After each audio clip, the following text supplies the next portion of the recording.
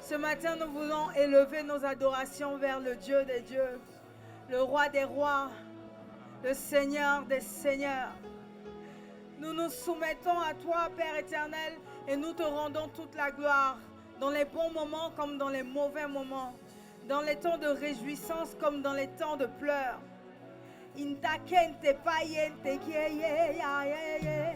Tu as une parole pour ton peuple que nous sommes ce matin. Nous voulons entendre ta voix ce matin. Révèle-toi à nous, Papa. Ayente ki ya payente ke. Ayente ya ha ha. À tes pieds nous déposons nos fardeaux et nous voulons entendre et écouter ta parole ce matin. Imayente kinte payanta ha. Kabayanta ha de gede sharianta ha. Amayente fayente. Alpha, Omega. Je n'ai comme toi. Alpha, Omega. Je m'attends à toi. Je m'attends à toi. Alpha, Omega. Alpha, Omega. Dieu de l'impossible. Dieu de l'impossible. Alpha, Omega. Alpha, Omega. Je m'attends à toi. Je m'attends à toi. Alpha, Omega, nul n'est comme toi. Alpha, Omega. Nul n'est comme toi. Nul n'est comme toi. Alpha, Omega, toi seul me suffit. Toi seul me suffit. Toi seul me suffit. Alpha, Omega. Alpha, Omega. Dieu de l'impossible. Dieu de l'impossible. Alpha, Omega. Alpha, Omega. Je m'attends à toi. Je m'attends à toi. Alpha, Omega. Alpha, Omega. Nul n'est comme toi. Nul n'est comme toi. Alpha, Omega. Alpha, Omega.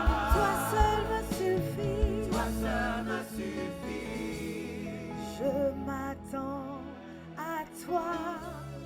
Dieu pourvoyeur. Je m'attends à toi ce matin. Je m'attends à toi. Je m'attends à toi. Je m'attends à toi. Est-ce qu'un cœur assoiffé peut le chanter? Je m'attends à toi. M'attends à toi. Dieu mon pourvoyeur. Mon pourvoyeur. Pourvoyeur. Pourvoyeur. Je m'attends à toi. Je m'attends à toi. Je m'attends à toi. Je m'attends à toi. Est-ce que quelqu'un peut dire j'ai besoin de toi mon Père? J'ai besoin de toi. Dieu mon pourvoyeur.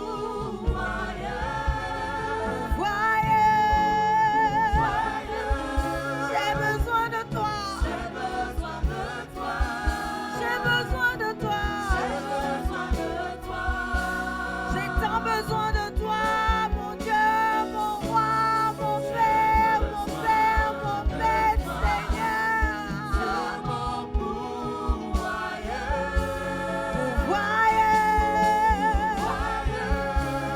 J'ai besoin de toi. J'ai besoin de toi.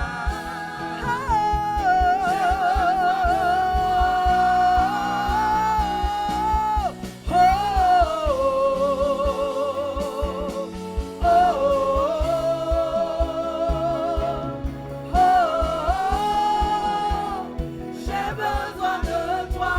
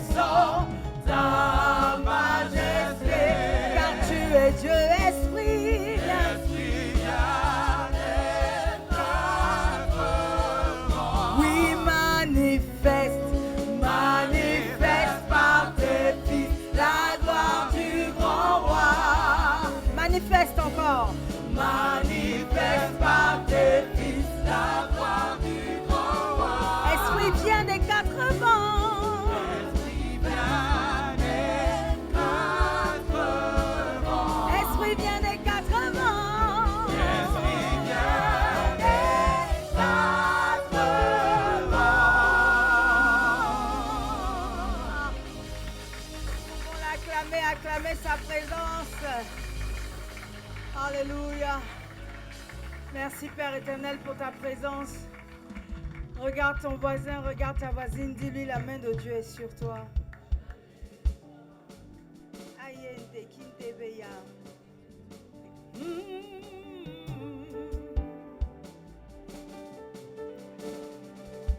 Disons-le ensemble, la main de Dieu est sur toi. La main de Dieu est sur moi. Tu m'as mis sur tes épaules. Tu m'as mis sur tes épaules. Je peux franchir tout obstacle. Je peux franchir tout obstacle. Et rien ne m'arrêtera. Et rien ne m'arrêtera. Ensemble disons oh,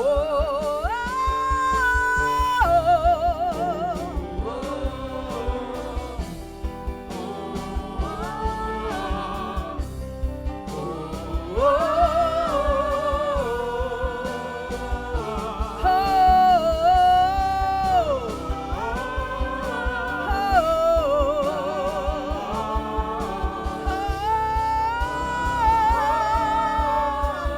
ensemble disons-le.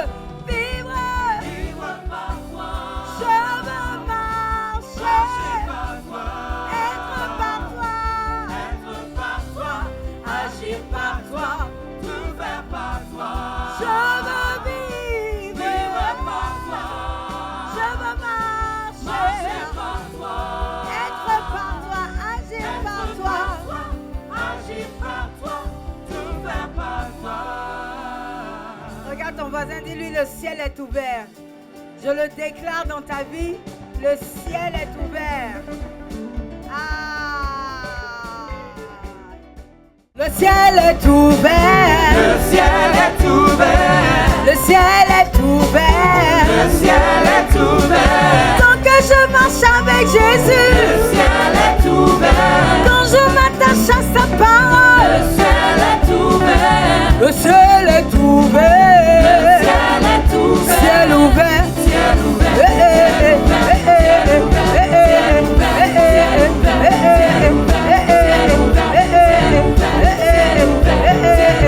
eh, et qu'est-ce qu'on dit chez nous ici en local? Ephata, Ephata, Ephata, Ephata, Ephata, Ephata, Ephata, Ephata, Ephata, Ephata. Ephata, Ephata. Tant que je marche avec Jésus, Est ouvert. nous pouvons acclamer le Seigneur et nous rasseoir. Alléluia. Merci Père éternel pour ce moment privilégié de ta parole. Ta présence nous fait du bien, ta présence nous rassure, ta présence nous libère, ta présence apporte la différence. Je me souviens que dans la Bible, lorsque je lisais à chaque fois à ton retour, quand les disciples n'arrivaient pas à le reconnaître, ils reconnaissaient que pendant que tu parlais, il y avait quelque chose qui bouait dans leur cœur, comme quand tu parlais. Ils sentaient que c'était toi, mais ils n'arrivaient pas à t'identifier physiquement. Nous voulons revivre encore la même chose. Nous voulons entendre ta voix, sentir que c'est toi, sentir ta présence et être abreuvé. Quelqu'un ici est venu avec une détresse émotionnelle. Quelqu'un est venu avec un questionnement. Quelqu'un est venu avec un doute. Quelqu'un est venu et il est complètement égaré. Chacun de nous, en fait, Seigneur, a une situation de sa vie qui fait que nous sommes obligés de nous arrêter, de mettre pause et d'attendre quelque chose venant de toi. Tu es celui-là qui est capable de donner vie aux ossements desséchés. Tu es le propriétaire de toutes choses. Tout est sous ton emprise et rien ne te résiste. Papa, bon Dieu, tu es un excellent Père.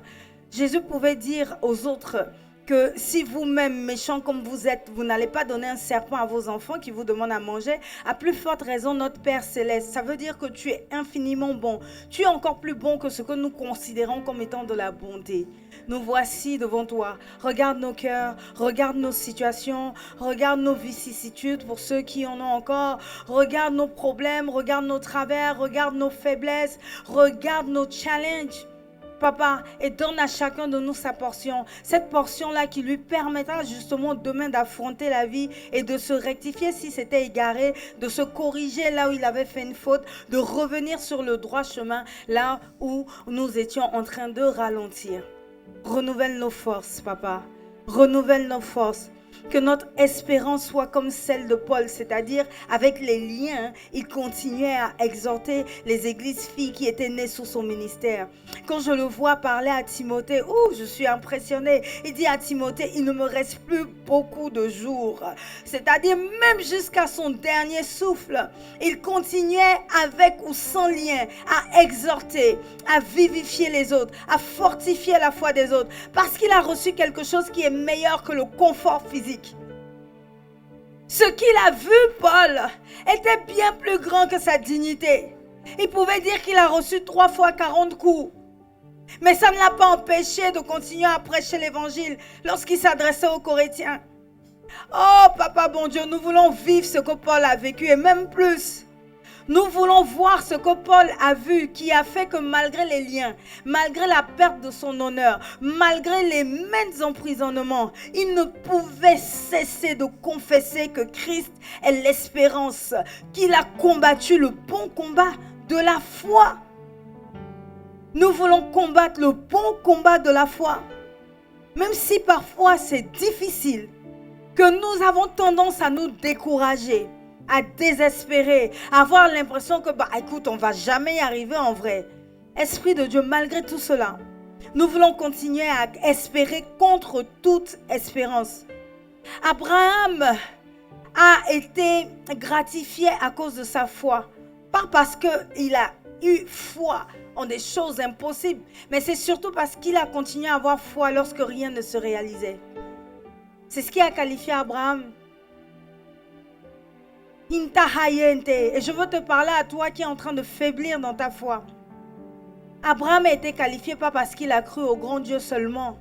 Abraham, ce qu'il a qualifié, c'est le fait d'avoir continué à croire quand il n'y avait rien. T'imagines, on lui dit qu'il va avoir un enfant. Il n'a pas d'enfant.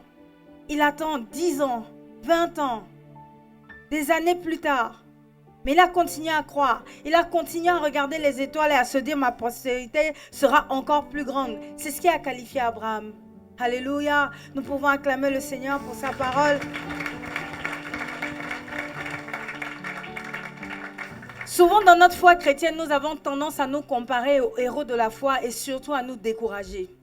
Quand moi je regarde Paul, pendant longtemps je me dis, mais Paul, il a atteint un niveau spirituel tellement élevé qu'il est même refusé de se marier pour pouvoir mieux servir Dieu. Combien parmi nous sont prêts à renoncer au mariage ici? Que celui qui est prêt à renoncer au mariage lève la main. Bon, Ignan, tu es ado, tu ne peux pas lever ta main. Tu ne sais pas c'est quoi l'amour. Vous voyez qu'on n'est pas nombreux. Oui, moi je suis prête. Vous voyez qu'on n'est pas nombreux. Quand je regarde à Pierre, combien parmi nous, moi ce qui me marque chez Pierre, c'est-à-dire, Paul s'est converti après Pierre. On est d'accord? On va dire que Paul est le petit spirituellement de Pierre. On est d'accord? Comment Pierre, dans toute sa grandeur, a accepté tout de même que Paul le reprenne? Parmi nous ici, combien parmi nous allons accepter que nos petits frères, nos petites sœurs, nos collaborateurs, nos stagiaires nous reprennent en public? Qui accepterait cela? Combien parmi nous sont prêts à vivre comme Jean a vécu? C'est-à-dire, Jean, on ne sait pas s'il s'est marié, s'il a eu des enfants. On reconnaît Jean pour sa capacité à avoir des révélations sur la fin du monde. Leur vie n'était plus une vie. Ils ne vivaient que pour apporter l'évangile. À aucun moment je n'ai vu Jean dire, Seigneur Jésus, je te prie pour avoir mon travail. Je te prie pour avoir mon mariage. Je te prie pour avoir mon enfant. Je te prie pour avoir ma richesse. Je n'ai jamais vu Pierre écrire des lettres pour parler de Seigneur. Me voici devant toi, voici ce que je veux. Mais regardez comment on se comporte à l'église aujourd'hui. Nous venons simplement pour obtenir des choses. Qui a déjà vu dans le Nouveau Testament l'un des apôtres écrire une demande à Dieu concernant son bien-être personnel? Je n'ai pas vu. Peut-être que je me trompe, mais si quelqu'un a vu, qu'il me dise. Ils ont vu quelque chose qui a fait que leur propre désir ne passait plus. C'est-à-dire, non, leur désir est que Christ soit révélé au monde. Lorsque tu expérimentes Christ réellement, je ne parle pas de Christ à la télé, je ne parle pas de Christ qu'on t'a enseigné la religiosité. Lorsque tu rencontres Christ, ta vie ne peut plus être la même. Tu ne peux plus avoir des désirs personnels. Tu ne peux plus mettre ta vie en avant. Tu ne peux même pas venir prier en disant, Seigneur Jésus, aujourd'hui me voici devant toi. Je veux l'argent, je veux le bonheur. Surtout les couples mariés, vous passez votre temps à prier pour que Dieu transforme la personne qu'il a mis à côté de vous, alors que cette personne telle qu'elle est a un but sur terre. Non, écoutez-moi bien les couples mariés.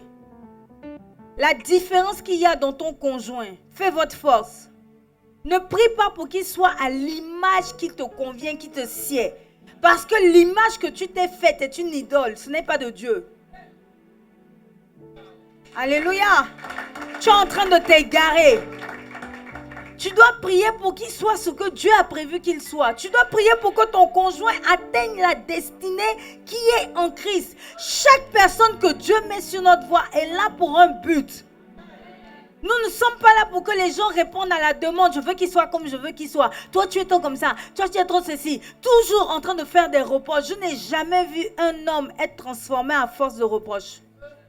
Jamais. Au contraire, tu détruis. Les enfants n'acclament pas, vous n'êtes pas concernés. Je parle des adultes. Je vois un enfant qui était heureux, des gens ne vont plus me gronder. Vous, on doit vous gronder. Mais je parle des adultes.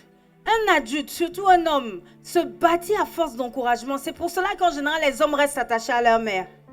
Parce que la mère va l'encourager, la mère va le cajoler, la mère va le mettre en haut. Mais toi, tu te comportes comme une petite sœur qui ne cesse de mettre en avant ses faiblesses, ses défauts et qui oublie le peu qu'il fait.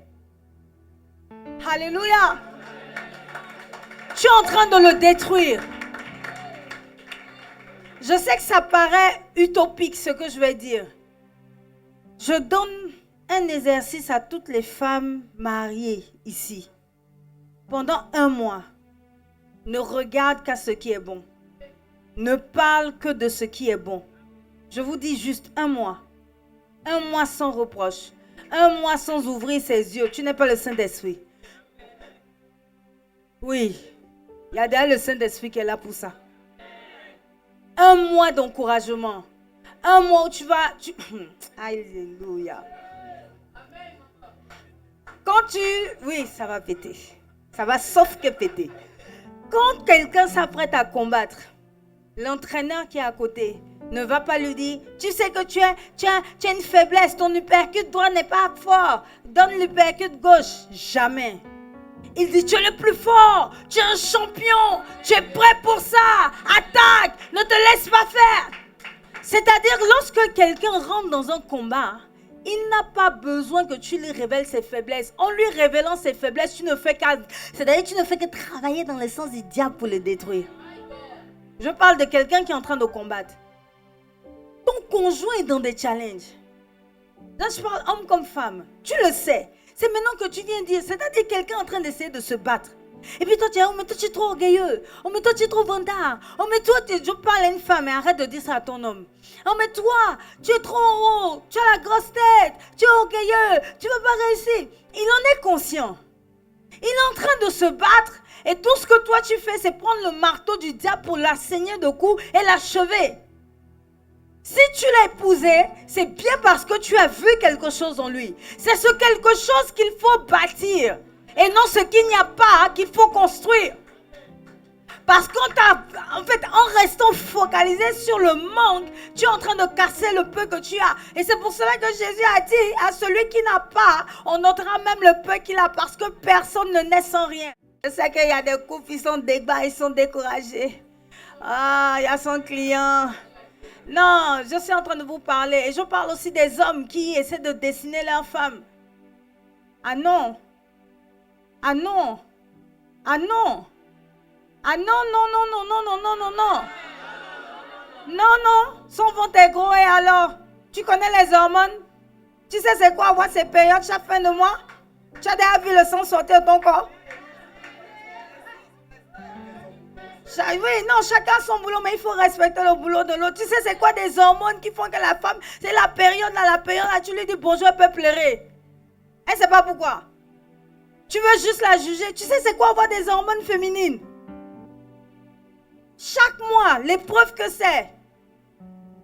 Vous passez, parfois les hommes jugent les femmes à leurs émotions. Oh, les femmes, elles sont trop émotives. Oh, les femmes, si tu les suis, vous allez tomber. Oh, les femmes, oh, les femmes. Les femmes ont la capacité de te faire manger le fruit de l'arbre défendu. Que chacun se respecte. Comme aussi elles ont la capacité de mettre au monde le Sauveur. Dieu n'est pas passé par un homme pour faire venir Jésus. C'est-à-dire même Dieu reconnaît la force de la femme.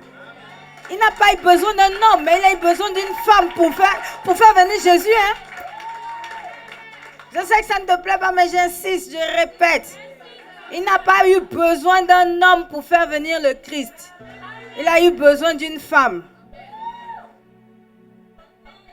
Amen. Ça veut dire que même Dieu nous respecte et nous utilise dans son plan. Je ne sais pas si tu vois. C'est il se fait venir son fils. Il cherche avec laquelle des femmes il va composer. C'est la femme qui fait ton nom. Ce n'est pas toi. La femme que tu mets à côté, quand elle est en bas, je t'assure, c'est toi qui es en bas. Quand tu la mets en haut, je t'assure, c'est toi qui es en haut. Tu es en train de détruire le bien le plus précieux que Dieu te donne. Et tu es en train d'estimer qu'elle t'a trompé, qu'elle t'a fait croire qu'elle était quelqu'un d'autre. Alors qu'en fait, c'est toi qui sèmes ce qui est mauvais, ne fait que multiplier ce que tu lui donnes. Prends tes responsabilités d'homme. Donne-lui du bon, elle va te multiplier le bon. Donne-lui du mauvais, elle va te multiplier le mauvais. Donne-lui la paix, elle va te multiplier la paix. Donne-lui la guerre, elle va te multiplier la guerre.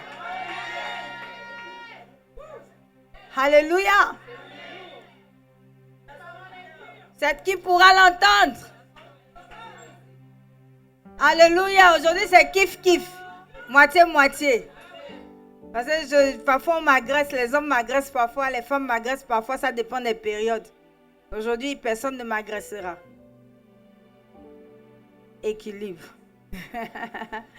En fait, ce que je veux que tu comprennes par là, et c'est ce que Dieu me faisait remarquer, tant que tu vas accuser l'autre, tant que tu vas regarder aux défauts de l'autre, tant que tu vas estimer être meilleur que l'autre, tu vas te maintenir dans un orgueil qui va creuser ton trou et qui va t'empêcher de recevoir ce qu'il y a de mieux de l'autre. C'est terrible, hein? C'est même les gens les plus bizarres ont quelque chose de meilleur à te donner que tu n'as pas.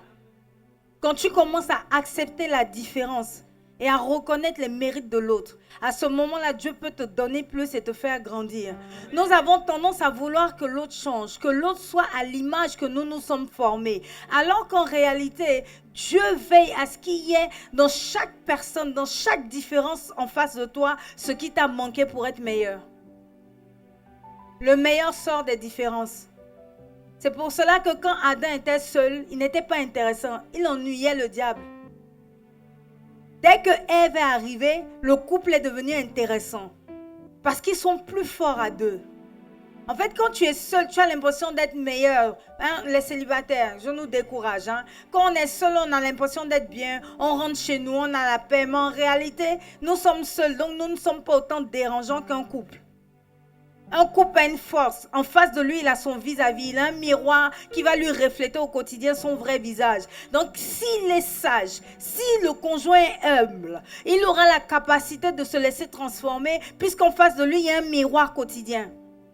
Alors que nous n'avons pas de miroir. Nous nous imaginons être les gens que nous-mêmes nous imaginons être. C'est pour cela que tes relations ne durent pas. Tu as l'impression que l'autre a un problème alors que l'autre n'a fait que révéler ce que tu ne savais pas.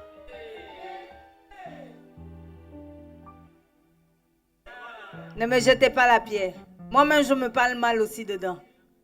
C'est équilibré. Comme ça, chacun a pour lui. Le célibataire aussi a pour lui aujourd'hui.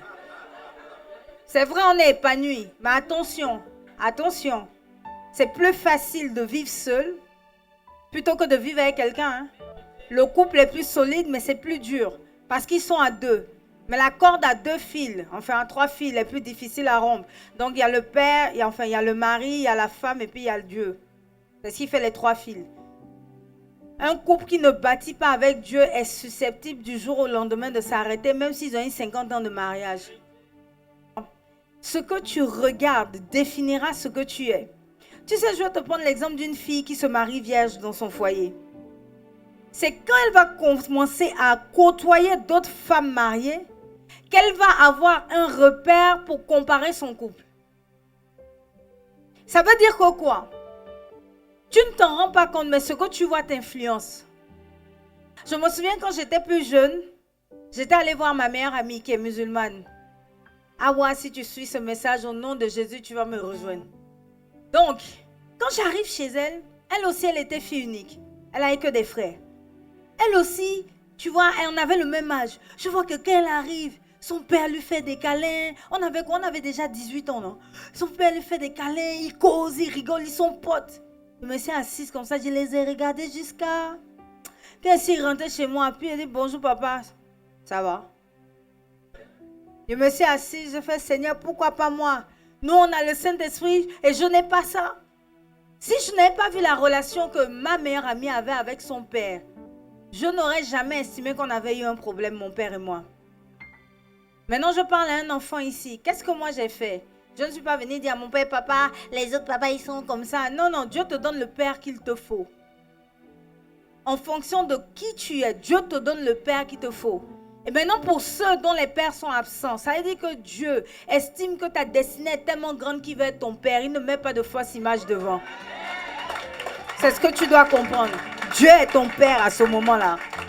Donc, ne t'égare pas en pleurant un homme qui est absent. Je n'ai pas dit de lui en vouloir, surtout pas. Tu ne vas pas pourrir ton cœur pour quelqu'un qui ne t'aide pas. Non.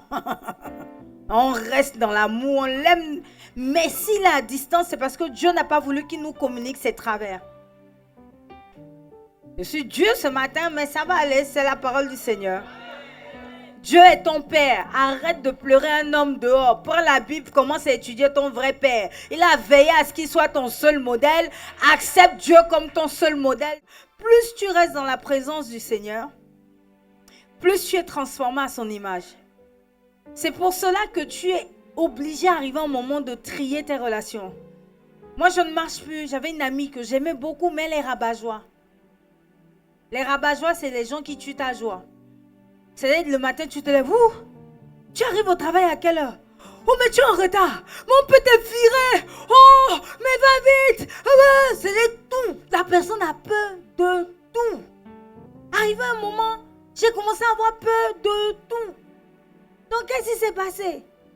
Le Saint-Esprit m'a dit, mais tu regardes quelqu'un qui a peur de tout, tu auras peur de tout. Tu marches avec quelqu'un qui a peur de tout, tu auras peur de tout. C'est pour cela que j'insiste, jeunes gens, sur vos fréquentations. Tu marches avec quelqu'un qui fume. Tu vas fumer. Bon, de toute façon, je t'informe que tu fumes. Et pire, tu fumes ses déchets et ses rejets. Tu sais, un jour, ma mère m'appelle, c'est-à-dire elle avait 68 ans à cette époque. Elle est avec l'homme avec qui elle est là, depuis l'âge de 23 ans. Donc, ça fait combien d'années? 55, non, 45. Donc, ça fait 45 ans que les deux, ils sont ensemble, quoi. Là, elle m'appelle. Je dis, qu'est-ce qu'il y a, maman? Elle dit, oh, ton papa ne m'a pas dit je t'aime. Oui, elle écoutait ce jour, elle a dit que ce que tu viens de dire, c'est une illustration d'enseignement. Tu es morte et moi, maman. J'ai dit, maman, tu es sérieuse. Et tu sais le verset que je lui ai donné? Qui t'a dit que tu étais nue? Elle dit, pardon? Je dis, qui t'a dit que pour dire qu'on s'aime, enfin pour montrer qu'on s'aime, il faut dire je t'aime? Je suis en train de vous choquer, hein? Non, écoutez bien la parole. Je dis, tu allais regarder la télé, tu as vu un blanc pleurer, dire à une go qu'il l'aime, donc dans ta tête, c'est ça, je t'aime. Sinon, toi et moi, ton mari et toi, vous êtes du même village, ce sont des Tagbanas. Les Tagbanas ne disent pas je t'aime, ils montrent qu'ils aiment. Ton père t'a déjà dit je t'aime. Il dit, oh, arrête ça, laisse mon père en paix. Je dis, non, dis-moi. Donc, tu n'as pas grandi dans la culture d'un je t'aime. Ton mari n'a pas grandi dans la culture d'un je t'aime, mais vous avez grandi dans la démonstration de l'amour. C'est parce que tu as vu dehors qu'on t'a dit je t'aime que tu vas en faire maintenant votre mood. Qui t'a dit que tu étais nu? Qui? Ève ne savait pas qu'elle était nue. C'est quand elle a mangé, enfin, j'ai envie de dire, c'est quand elle a côtoyé le diable, elle a eu de mauvaises fréquentations. Elle a mangé, touché ce qu'il ne fallait pas. C'est à ce moment-là qu'elle a pris conscience qu'elle était nue. En fait, tant que Ève et Adam restaient en communion intense avec Dieu le Père, il n'y avait aucun souci à être nu. Le problème de la nudité est apparu parce qu'ils ont fréquenté le serpent. Tu es en train de fatiguer ton homme, tu es en train de fatiguer ton épouse simplement parce que quelqu'un t'a dit que tu étais nu. Tu te bases sur ce que les gens vivent et font pour maintenant venir fatiguer la personne dans son couple. Je veux te dire par là qu'en fréquentant les mauvaises personnes, tu vas commencer à te créer des problèmes. En te comparant aux mauvais exemples, ça ne veut pas dire que c'est mauvais pour eux, mais pour toi c'est mauvais. Tu vas commencer à vivre dans une tristesse, une souffrance dans laquelle tu ne pourras pas sortir parce que la seule issue, c'est de comprendre que toi c'est ce que Dieu t'a donné, tu fais avec. Je veux que tu sortes de l'esprit de comparaison. Dieu a donné à chacun de nous un truc. Alléluia. Prends ce que Dieu te donne et mets-le en valeur. Souvent quand nous écoutons les paraboles, nous avons tendance à nous perdre. C'est-à-dire on dit, un vigneron est venu planter et quand il est parti, il a confié la vigne à ses employés. Quand il est parti, il a envoyé un employé, ils ont tapé l'employé. Il a envoyé un deuxième employé, ils l'ont lapidé. Il a envoyé un autre, ils l'ont tué. Il a dit, j'envoie mon fils, ils ont tué le fils. On a tendance à se dire, oh là là, les vignerons. Regarde, c'est la même chose que tu fais. Dieu te fait naître, je dis n'importe quoi, qu'avec ton père. Ton père maintenant est celui-là par qui Dieu passe pour que tu fasses des études, tout. Tu deviens quelqu'un, tu grandis. Tu grandis en le haïssant parce que tu n'as pas eu de mère. Tu fais exactement la même chose que les employés de cette vigne qui refusent de rendre au propriétaire de la vigne ce qui lui est dû. Tu fais la même chose, tu le lapides ton père qui a tout fait pour toi. Tu lapides ton oncle, tu lapides ta tante, tu lapides tes cousins. Sous prétexte que non, j'ai grandi, mais je sentais que je n'étais pas chez moi. Mais tu étais sous toi. Tu es exactement comme ceux-là qui lapident les gens. Tu es exactement comme dans la parabole de Jésus. Oh non, cette dame-là, depuis là, je suis avec lui. T'as donné des enfants? Des enfants qui font ta joie. Reconnais-le lui. En train de se comparer. Nous rentrons dans des sujets de prière inutiles. Tes pleurs, voilà 5 ans que tu jeûnes pour avoir un mari. Jésus t'a dit que tu vas te marier. Cette parole est dure. Qui pourra l'entendre? Jésus t'a dit que être mère, c'est dire que tu dois porter un enfant 9 mois. Je te choque, hein? On peut être mère en adoptant. Mais qui est le père de l'adoption? C'est le Père qui est dans les cieux. Parce que si tu ne comprends pas qu'un enfant adopté, parfois même est plus légitime que celui qui est censé être de ton sang, c'est que tu ne pourras jamais comprendre que tu es fils de Dieu et que tu as été adopté par Dieu. Alléluia. Quelle est l'unité de mesure que tu te donnes? Qu'est-ce qui fait que tu estimes que tu n'as pas ou que tu as? En fait, on dit à celui qui n'a pas, on notera même le peu qu'il a. Qui lui a dit qu'il n'a pas? Sur quelle base il dit qu'il n'a pas? Parce qu'il s'est comparé aux autres talents. Parce qu'il a vu qu'un avait 5, l'autre a 2, l'autre a 10, l'autre a 20. Donc quand tu regardes l'autre, par exemple l'autre avec papa et maman, tu as dit, oh moi je n'ai pas de maman. Du coup, tu fais quoi? Tu oublies que tu as un papa. Donc qu'est-ce qui se passe? Le peu même que tu as, on l'ôtera.